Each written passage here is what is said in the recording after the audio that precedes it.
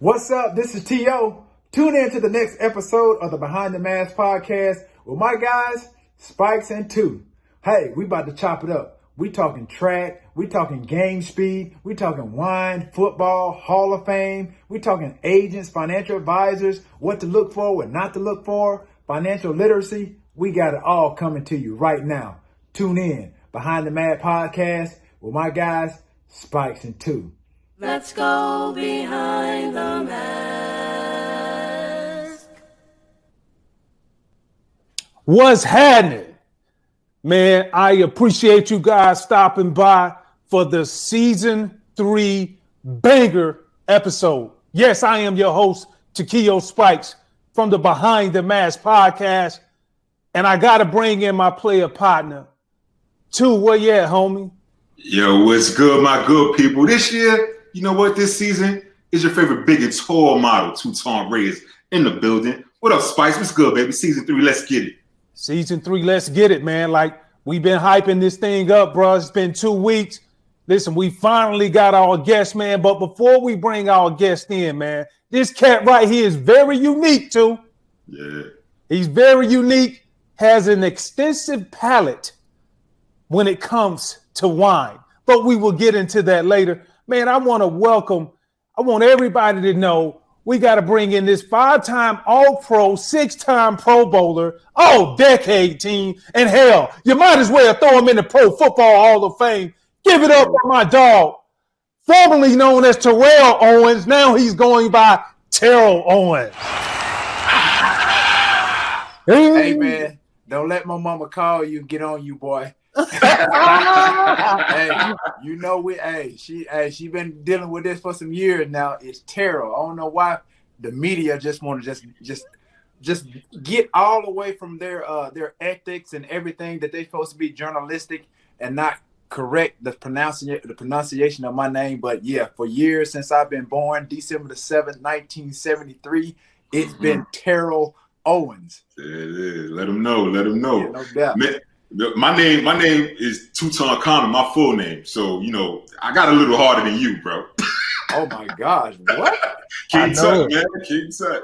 Now, but one thing we do have in common, though, which you don't have in common, the tall size model or big and plus, whatever you want to call it. Baby. You just got to remember this. All kings are born in the month of December. Boy. Shout out to that December babies on here, baby. You already know. I give y'all some love today. It's all good. I love it. Hey, T, man, like, you know, we go way back, but like your story is very unique. It's unique in a lot of ways. And for when people look at you now and they hear you speak now and they hear the introduction, the Pro Football Hall of Famer, they have a hard time believing this guy was a late bloomer and football wasn't even his first love. So for me, I don't get it because I love the game, but would love for you to expound on that part and just tell us what was the turning point. Man, just growing up in Alabama, Alexander City, small town, probably 16, 17,000 people. Again, man, I always had a love and affection for basketball. That's always been sort of like my dream. I was just like any kid growing up in the 80s and 90s, you know. Our basketball hero was Michael Jordan, just as it is now for a lot of kids and for a lot of kids and a lot of the newer generation that haven't watched them. They've been able to go back in history, Google, and research and see, you know, kind of what we saw and who was our inspiration. And so that was always my love and my passion. I played a number of sports as a little kid. You know, I played baseball, you know, in junior high and high school. I ran track, you know, played basketball.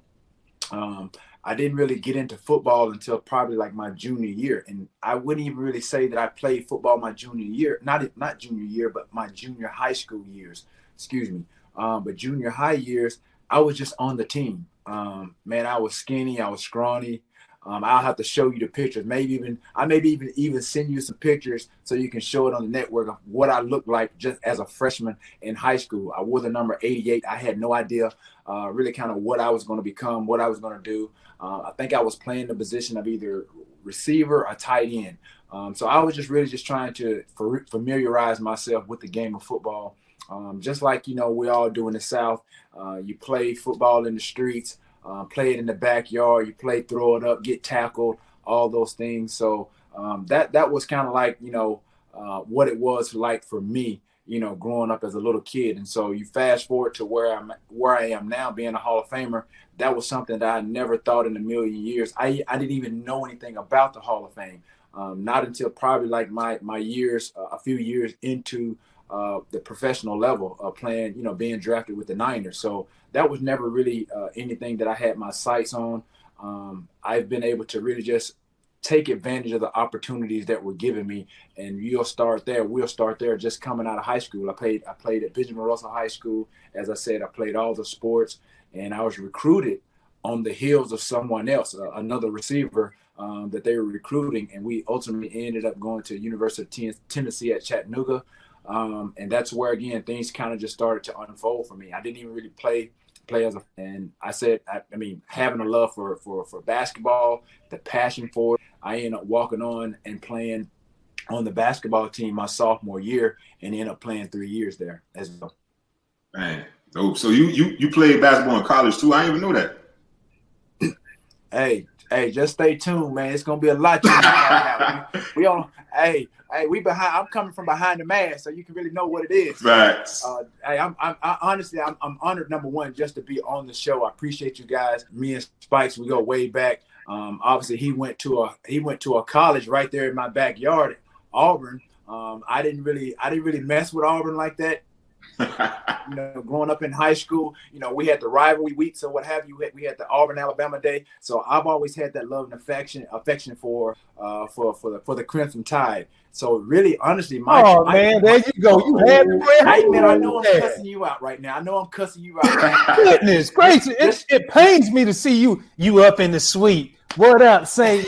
Come in here, bro. Hey, I get it, dog. I get it. Hey, guess what? It pained me too not to go to one of these established universities that were right there in my backyard, Auburn and the University of Alabama. Like people ask now, like, how did I slip from under the nose of these two well-established universities?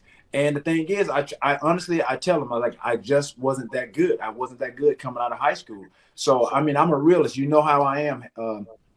Spikes, I'm a realist. I'm gonna tell you how it is, and even with giving information as far as my upbringing and really kind of my path to where I've gotten, I try to be open, I try to be forthcoming, I try to be transparent, and then I realize really what the National Football League has afforded me to do, and that's really honestly the roadmap to my success. I'm able to do that and provide an avenue or a blueprint for these kids that may not have really a direction of where to go and how to get there. So when you think about me and how I got to be a Hall of Famer, it's 3 words and it's 3 Ds. That's desire, dedication, and discipline. That's how I am able to be the Hall of Famer that I am sitting here today. And so I appreciate obviously the opportunity to be on this show, Behind the Mask, to kind of share really my upbringing and anything else that may come up. I'm all here for your disposal. I've just been a long time waiting. I'm eager and really just happy just to be a part of what you're doing. It's dope, man, too. Also, you talked about basketball. I remember when I first met you, probably don't remember this, but Deion Grant had brought me to your crib because you used to have the celebrity weekends with the celebrity basketball tournaments back in Decatur. And we would see this cat, everybody knew how dope T.O. was in the league, 1,000-yard receivers with the 49ers, but you would be out there, 360 dunks, fadeaway jump shots, and we know cats could play ball in the league. Some athletes. Right. But you was on another level, man. And speaking of that and that motivation, I see you got the mamba mentality back there behind you. Yeah. What does that mean to you, and how was Kobe? Talk about your relationship with Kobe, man. Well, the thing is, obviously, it's coined. Kobe is one that created this mamba mentality. I just don't think I wasn't as, I guess, cerebral of an athlete as Kobe was. And you think about, you watch and you read, where he came from, how he was raised, really the fabric, the DNA of who he became. It was really through his parents, his dad, you know, and he wanted to be the best basketball player that he could be. And then you have Michael Jordan, who basically set the stage, set the standard, really set the blueprint of who he was and who we saw. When you think about Kobe Bean Bryant, I mean, that was the closest, when he was alive, that was the closest living clone that we could ever see to Michael Jordan. I know there's so many debates about who's the greatest, Michael Jordan, LeBron James, or Kobe. For me, it's Michael, then it's Kobe, then it's LeBron, and whomever else. You just can't leapfrog over Kobe Bryant. This guy has 5 championships. This guy has done it all. He's done it with some of the greats and without some of the greats. He did it. It was a challenge for him to win a championship without Shaq. That for me solidified what he brought to that team. That's the leadership. And he did it, like I said, he didn't have to go to a super team. He didn't vacate, you know, the Los Angeles area to team up with some guys to win his championships. He did it for 20 years, 5 times with the Los Angeles Lakers. So when it came to me and Kobe, when I met Kobe, it was my 3rd year in the league. In 1999, I went down to LA with Merton Hanks. I think he took me to a playoff game, and they were playing the Seattle Supersonics, and I got to meet Kobe after the game. That was Kobe with the fro, number 8 Kobe. And so that was when, like I said, I fell in love with who he was. We both came into the league at the same time in 1996. And so for me, man, I've watched him from afar. I mentioned Kobe in my Hall of Fame speech that I gave in UT Chattanooga. And Kobe Bryant, thanks for showing me what passion and love for your craft looks like. I admired you from afar. You set the standard for hard work and dedication, and it was amazing to watch. When again, obviously I didn't go to Canton. So Kobe has meant a lot, you know, for me, just from an inspiration standpoint. When you talk about mamba mentality, again, you look at some of his quotes. Again, you have to embrace the hate. You have to embrace the naysayers. You have to have a relentless pursuit of what you want out of life, out of your career. And that's what he did. And so for me, that's what I started to do as well. I always had that confidence in myself, even in high school, when coaches didn't assess my talent to be worthy enough to be on the football field at that time. Even when I went to college and the coach didn't really play me as a freshman because I wasn't a 4 or 5 star athlete, you know, being recruited. So right. I always had that confidence in myself that I could be out there and making the same plays or doing some of the same great things that my peers were doing and that I witnessed on an everyday basis, but I wasn't given that opportunity yet. So that only drove me and it motivated me. Even from high school, I had a strong dissatisfaction of being mediocre, seeing my teammates that were on the field starting, you know, everybody coming to the stadium on Friday night.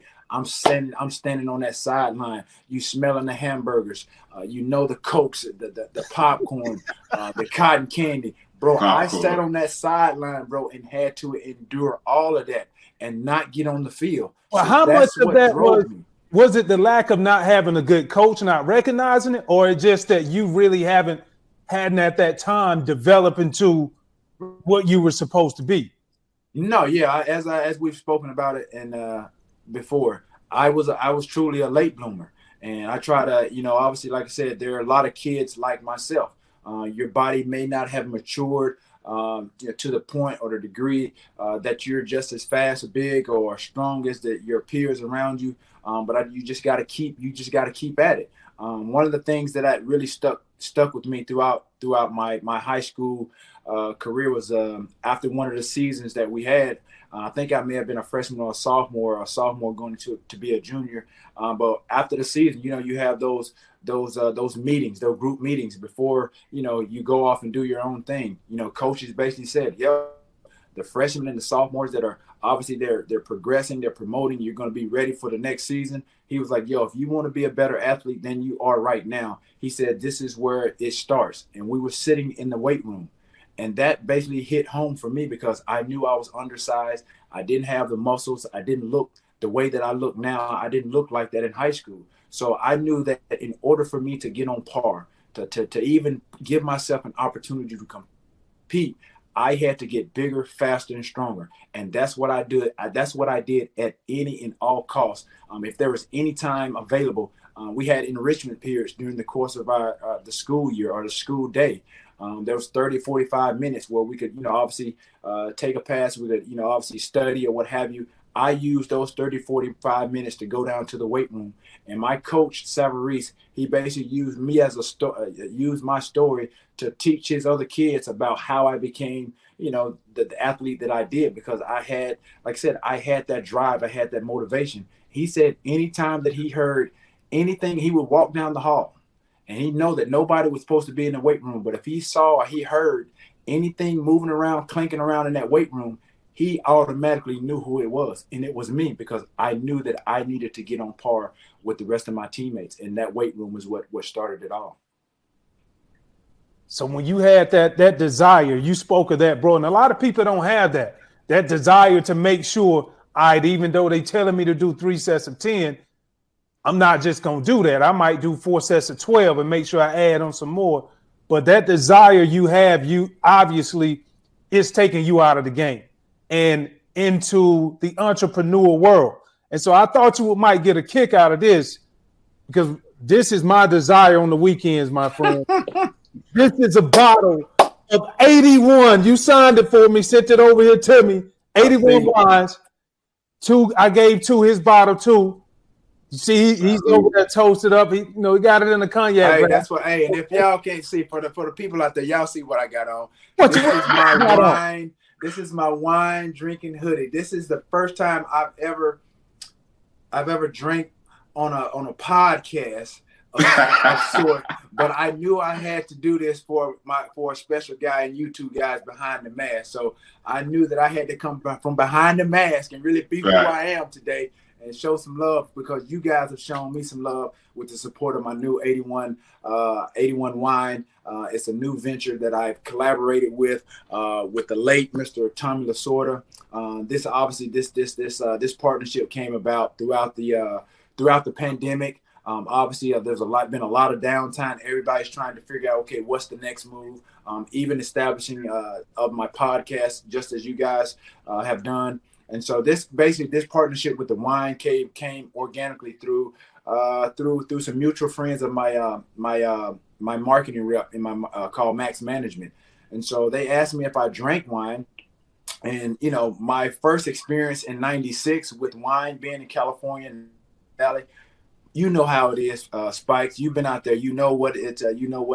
That's kind of like wine country out there. So my first experience, it didn't go so well, because me coming from the South, I had never really been outside of Alabama, and so I go to Tennessee, then I go all the way across the world to California, to the left coast over there, and then I get go to these events. Charity events, I'm being offered white or red. I had no idea what to choose. So how you played it off, bro? That's me all day, bro. Hey, one of my teammates, William Floyd, kind of took me under his wing. And so the waiter came by. He goes, what would you like, sir, white or red? And I'm looking at William. I'm like, yo. He said, just go with the red. So I tried the red. Man, I almost wanted to spit it out. It was so dry. It felt like I was drinking cotton. It was so dry. It was so pasty. I was like, man, it was the worst experience that I've had, obviously, like I said, and I don't really drink anyway. So that really deterred me from really drinking wines and things of that nature. But over the last, 10 plus years, obviously I've kind of, tried to develop my palate, especially with wine the last 2 to 3 years. I went to Milan in 2006, and that's where I had my first taste of like a white wine. It was a Moscato. It was called this Moscato D'Asti Moscato D'Asti, one of them. And when I tell you, it was the most delicious white wine I had ever tasted. I was like, I would never drink any more red wine, but I developed a palate for red wine. So for the people that are listening, and I know. Spikes tour, I know you guys have kind of checked it out, and so for me, this is something that I really gravitated towards. They asked me kind of like what I liked and I disliked about the red wines, because I started to think, and we've all thought this way post career, you got to start thinking entrepreneurial. You want to try to create, different revenue streams or what have you. And you got to create opportunities that are in your wheelhouse. And so for me, I thought, okay, this is a great opportunity. I'm partnering with, a Hall of Fame manager and Mr. Tommy Lasorda. He basically, before he passed, he basically gave them the blessings. I was one of the guys on their list to collaborate with. And so they asked me, what did I like and I disliked about wines? What kind of fruits did I like? What didn't I like about the taste? And so I basically gave him all that information. And this is how we came up with my wine 81. And so when you think about, I know you guys have tasted it. I know I have. And the feedback has been nothing but spectacular. And you know what I called and hit you and told you? I was like, bruh, this wine is amazing. And immediately before I even did anything, I noticed on the label was very unique.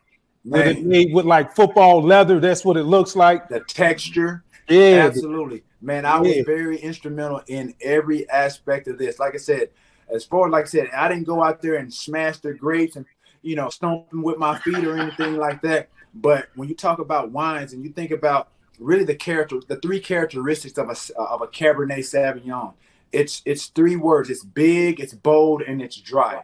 And so when you talk about those characteristics, I possess two of those, big and bold, not the dry part. But when you talk about the aesthetics of the bottle, that's what you mentioned, the texture, the label. I was very instrumental in all. And as I was alluding to, as far as the tasting notes about the fruits and things of that nature, I gave them my feedback of what I liked, what I didn't like. When you talk about tannins, which is more your dry wines, I didn't want that to really represent something that I wanted on the market. I wanted something that was smooth, something that was to my liking. And so that's why and how we've come up with my Cabernet Sauvignon 81. And so when you think about just the tasting notes, the contents of this wine, it's a ripe black cherry with cinnamon stick aromas. Obviously, when you talk about a palate, if you have a palate for plum preserves, this is your wine. A little hint of dark chocolate and spicy toasted oat. This is what you get with 81. And so for everyone that's out there watching, I know you're going to plug it yourself, but you want to get this and try it, go to my website, 81vino.com. Even with the website, I was very instrumental and very strategic with the name of 81 Vino. I know you see Kobe Mamba mentality in the back. Kobe, I would say we were good friends. I did a little research. Kobe liked wine. He even had a collection of his shoes at one point called the Vino Collection. So the 81 Vino is somewhat of a nod to Kobe as well. So when you talk about creativity, it doesn't just it extends beyond the football field. It extends beyond the end zone, you two guys. So this is where I am right now with 81 Vino. Dope, man. And you talking about it being bold. Everybody that knows T.O. is bold. You know what I'm saying? Takeo and I, we talked about this on the previous episode of Celebrity Crushes. He had a celebrity crush. Remember Lark Voorhees from Saved by the Bell? Lisa Turtle? Yes. He was gone. Spikes? Yeah. That was Spikes. Mine was Alicia Keys. Neither one of us was bold enough to shoot our shot. But you recently put out, bro, you said you like the wine and dine, Miss Olivia Munn. So we want to know, man, you're going to shoot your shot. You're going to be bold. You're going to be the T.O. that we know. What's going on with that, man? Well, honestly, bro, we going behind the mask, bro. Ain't no rules. Hey, the word is obviously circulating. The word is out there. I don't really know her. I don't know her status at this given time and moment. But honestly, if she's single, then I'm single. Yeah, I would definitely like the opportunity to, 81 wine and dine her. Yeah. You know what I mean? But again, like I said, I don't really know her taste. I don't really know what she likes or what have you.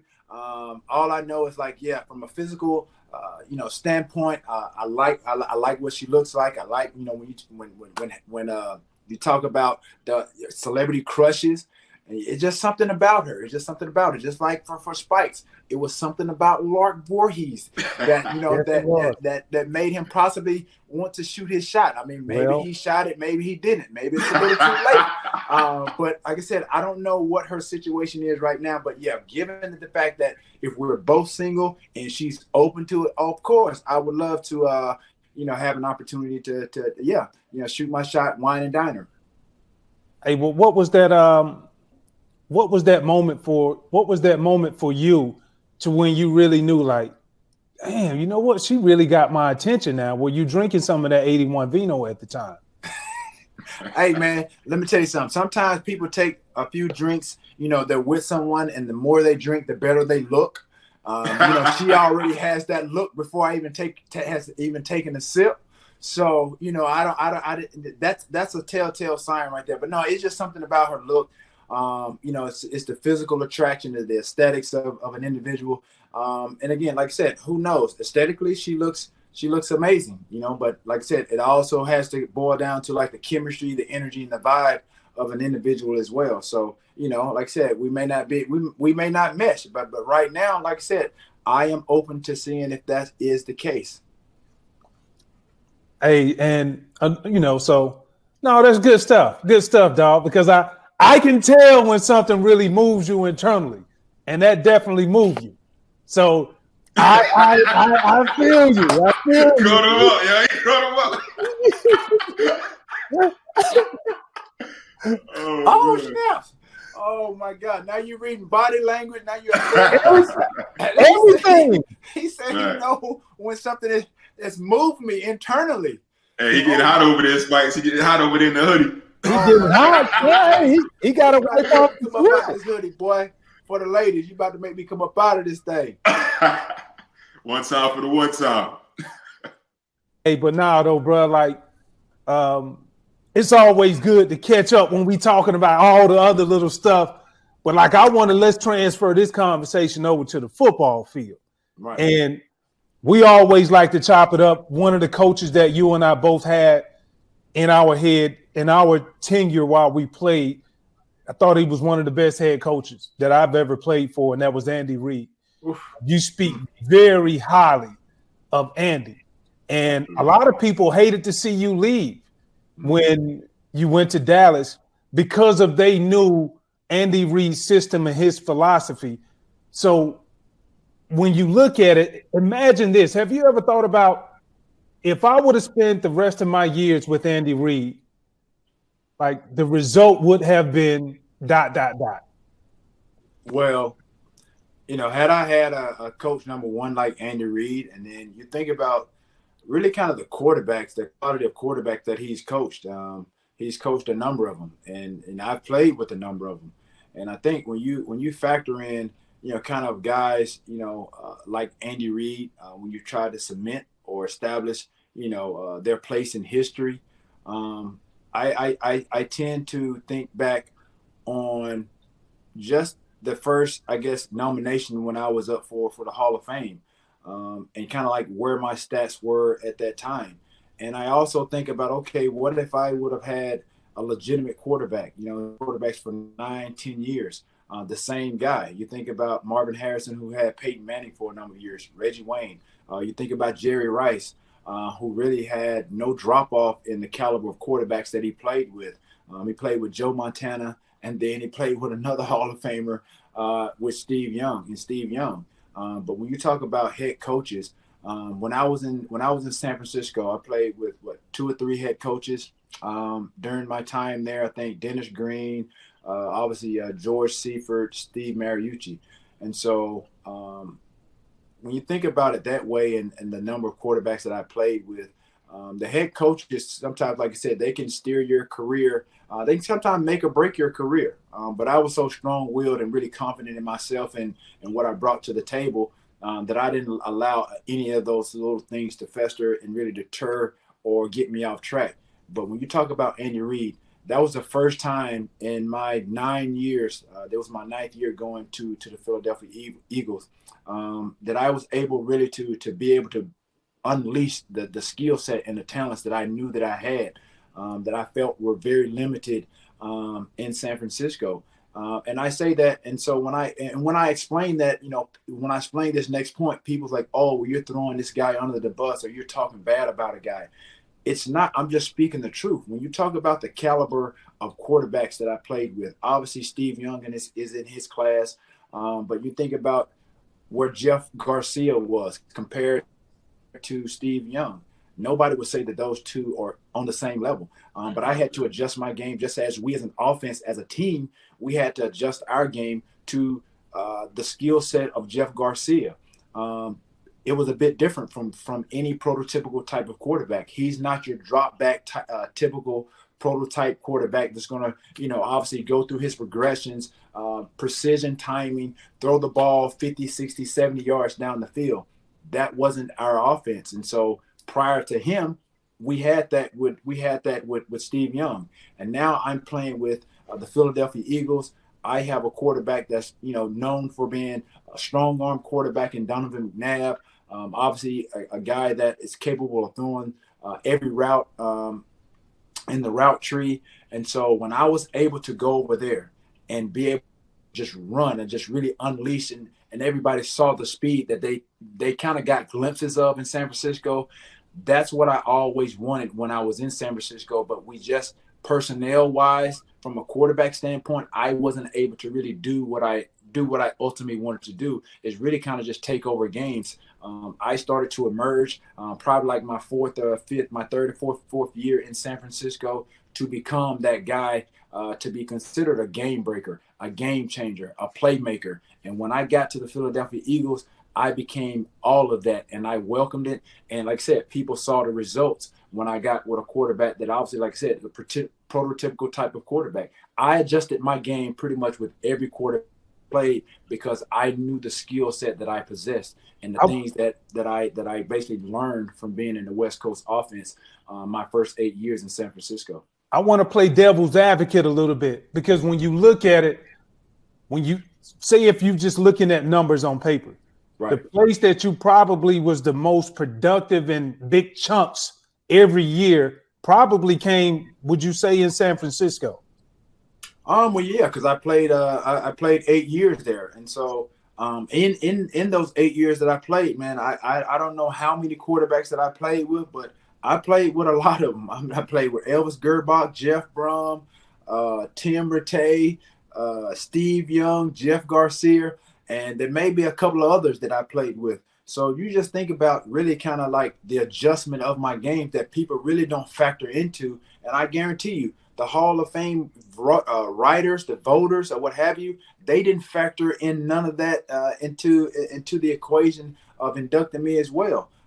They basically tried to factor in everything else outside of my body of work. And then when I went to the Eagles, again, I played in 21 games. And the reason I know all these stats, because I have so many fans over the last, years that I haven't played that inbox me. I'm looking at social media. They tell me all of this stuff. So I played 21 games in a Philadelphia Eagles uniform, and I had 20 touchdowns. So that tells you right there what I was doing and what I was capable of. And even when I went to Dallas for 3 years, I played 3 years there, and I had like 38 touchdowns. So that right there in itself speaks volumes. I didn't need to necessarily, go hoop and holler and jump on the table and be like, okay, these are my stats, Hall of Fame. This is my body of work. What are you trying to question as far as you inducting me into the Hall of Fame? See, I remember when we talked, I came to the induction, the Alabama Sports Hall of Fame, which they did a wonderful job over there with that. And, and I remember us talking, and you were already inducted, and you was just like, I was like, T, what's up? What you thinking? You was like, you'll see. I was like, What you mean I'm gonna see? Like, what's happening? You was like, no, you will see. Like, you can't do me like that. So, and we talking about the Hall of Fame, but why did you see it so disrespectful? I noticed, and then the thing I want to put out there, just notably, like, you got Jerry Rice. When you look at per share numbers, it's him, and then guess who's next? You. Right. So when you look at this overall, why did you see it so disrespectful? Because a lot of people still feel like, well, since you were inducted, you still should have came. Well, I think when you talk about really what the Pro Football Hall of Fame is made of, it's 5 things. It's the mission, the values, the vision, the creed, and purpose. And so their mission is honor the heroes of the game, is to preserve its history. promote its values, so celebrate excellence everywhere. So now let's move to the values, the vision and the creed and the purpose. That kind of speaks for itself. It's what really kind of the Canton, the Hall of Fame embodies. But these two that I'm mission and the values, and these 5 words after values is really kind of what makes up really the entirety, the totality of what the Hall of Fame represents. And under those values is commitment, is integrity, courage, respect, and excellence. When you talk about all those things outside of, and you factor that in addition to my body of work, you just mentioned, I was number 2 all time. I was 3 and 4 all time in a bunch of categories. And so when you factor in the mission and the values in which the Hall of Fame is supposed to represent, I checked all those boxes. When you talk about commitment, bro, I made that commitment every offseason to become one of the best receivers to play in the game. When you talk about the greatest of all times, yeah, I was just on Brandon Marshall's show, not too long ago, House of Athlete, and he's asking me, was I a GOAT? Did I think I was a GOAT? I mean, if I'm not the GOAT in his eyes, if I'm not the GOAT, then guess, Brandon Marshall, I fit the description.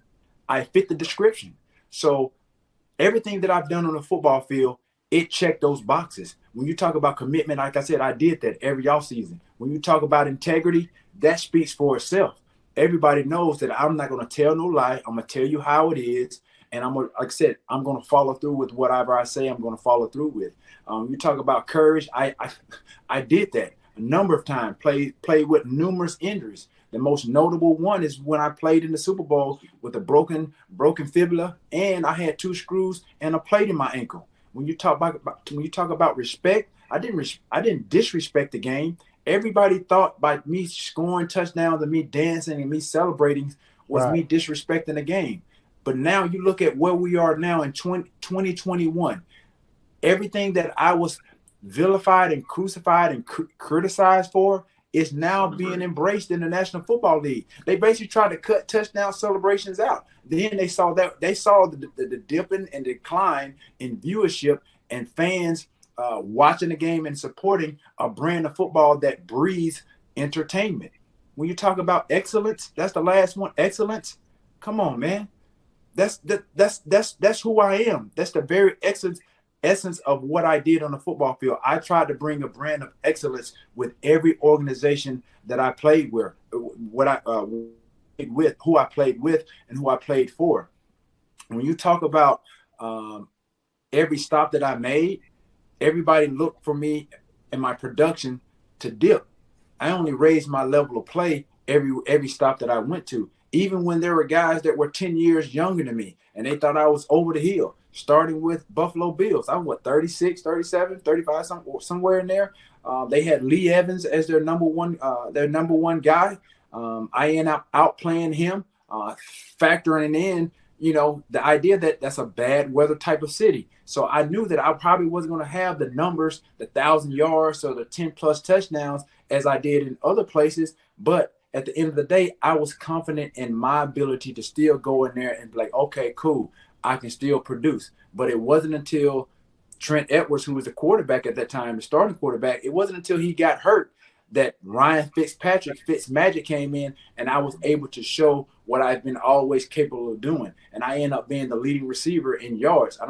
Not maybe second in touchdowns. And then I go to Cincinnati, playing with my homeboy, Chad Ochocinco. Man, he's been there for 10 years?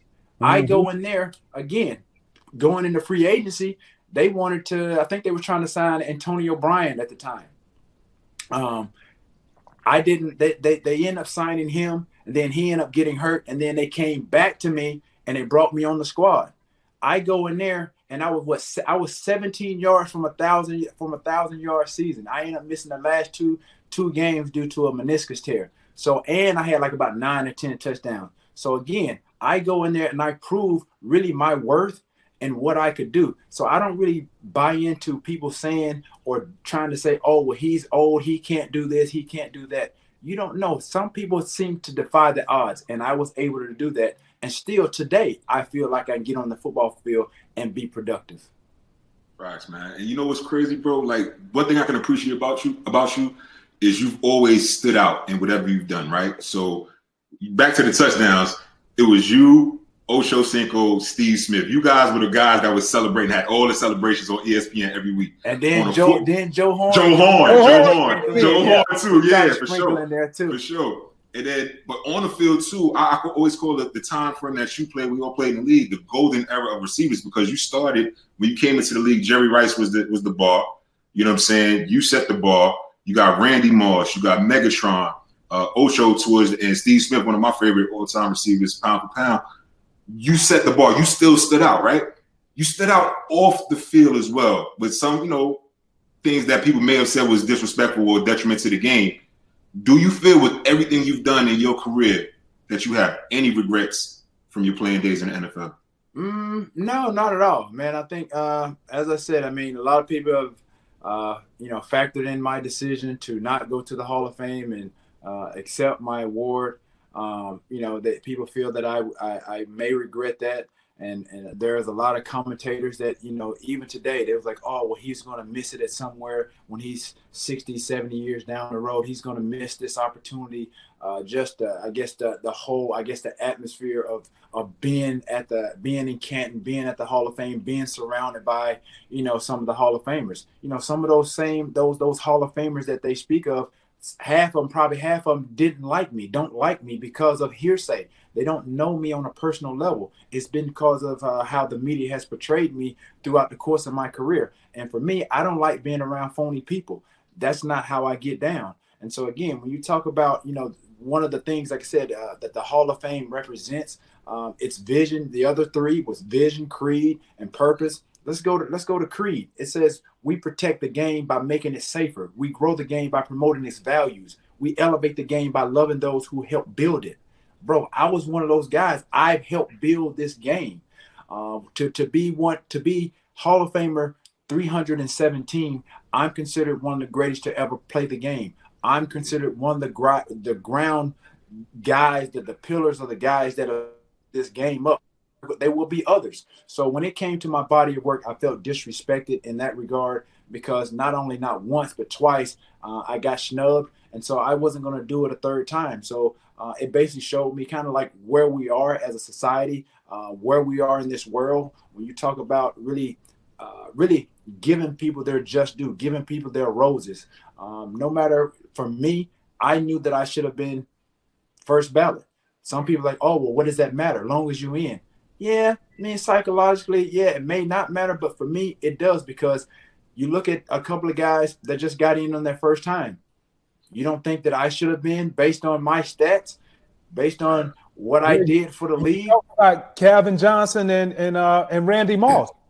Exactly. So when you talk about, I had Randy Moss on my podcast, and he thought that there was something I had against him as to why I didn't attend, and so we cleared the air with that. But I basically assessed kind of our two careers, and it wasn't me throwing shade at him or anything like that, but it's well documented. Randy's had issues on and off the field. He's been disrespectful to a degree. People have said I was disrespectful to a degree. So when you factor all of that, both of what he's done and what I've done, it pales in comparison. I haven't had any off the field issues. I haven't had any run-ins with the law. If you look at his rap sheet, those are the boxes that he checks. And again, like I said, it's not me throwing shade. I'm just giving the audience and the viewers a perspective of how I saw it, where I thought I was being mistreated and I was being treated differently. And so again, they didn't go by the body of the work that I produced for 15 years. And again, they didn't adhere to the criteria and those core values in which the Hall of Fame possesses and embodies. That's it. It's a wrap for part 1 of the TO episode. Check this out. Make sure you stay tuned, because he goes into detail about who he like and who he just really considers snakes. Anyway, you got to make sure you stay tuned for part 2, because it's going to be lit.